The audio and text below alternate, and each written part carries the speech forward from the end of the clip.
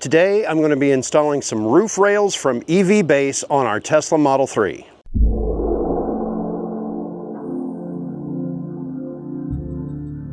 We have a road trip coming up in a couple of weeks. We're going to be moving our son John to Fort Collins, Colorado, where he'll begin his grad school experience. And he has this bicycle that he purchased used, got it off of Facebook Marketplace, but this bicycle was imported from the Netherlands. It's a Dutch bicycle. He loves the thing, and he definitely wants to have it with him when he's at the university. Now, a month ago, we were planning on doing it with a bicycle rack, and I contacted EVBase about these roof rails that they were kind enough to send us. Well, turns out that he's particular about the bicycle rack attachment that he would want to attach to these, and wants to have high quality, and to get the high quality ones, it's going to cost about as much to ship it, and shipping it includes insurance. But I'm going to go ahead and install these roof rails anyway. One of my mantras is it's better to have it and not need it than to need it and not have it. So I'm going to walk you through the installation process here, but first let's open up the box. And if you decide that you want to get a product like this for your Tesla, you can check the link down below for EVBase. And if you enter the promo code SPINNER, there'll be a discount with your purchase. Let's open it up. It's a long box because it's got these long things in it, but it's going to have the front and rear roof rails that are protected with lots of bubble wrap and foam. You got the front one down there, and it also is going to include this box that has in it some more parts. These are the stoppers, the covers for the side, front and rear, and all the tools and other parts that you will need to complete the installation.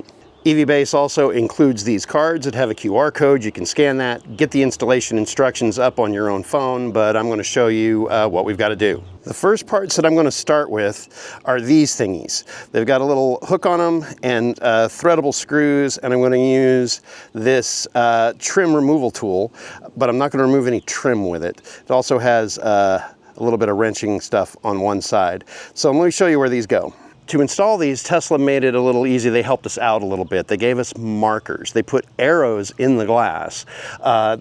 Both of these are going to install on this front pane of the glass roof, but near the front of it, there's an arrow. I'll try to get a close-up shot of it to see if you can see it. And then near the back of that same pane, there's another arrow. And these center on those arrows so that these posts line up with them. But before we put those on, we have to use some of this protective tape so that we don't scratch the finish of the car when we apply, when we start using pry tools and things like that. So the first thing is I'm going to take a piece of this tape and kind of center it up on my roof rail so that it is protecting my paint finish, so that I'm able to do some prying. So I'm going to use the pry tool, make a little gap with the seal, slide this in, and there it is, lined up, and it's a little loose, so it should be okay. And it's going to hold it in place. So for the one on the back, I'm going to, again, put my tape in line with the arrow to protect it, to protect my paint finish. Get the pry tool and the part, come in here and try to find myself a gap. There we go. And then just slide that in, boom, goes right in, and it's seated. Now, what goes on next is rubber, so I'm going to take the tape off now. Now that I've got these on this side, I'm going to do the other side off camera and go on to the next step.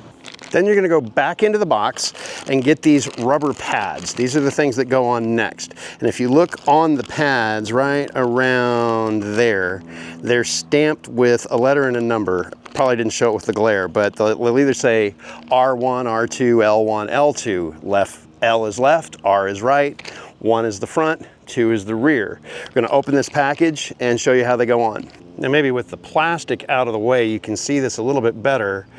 Right there is where the stamp for R1 is, and underneath it there's a diagram of a car with an arrow pointing which way is the front. So this is the way that it goes, with these stamps on the top and the arrow pointing toward the front, and you line up that bolt you just installed through that gap, just like that.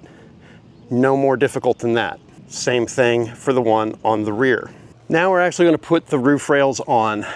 The feet are only going to fit on the correct rubber pad. So that way you'll know which one goes where, because if it doesn't fit, it ain't going to work.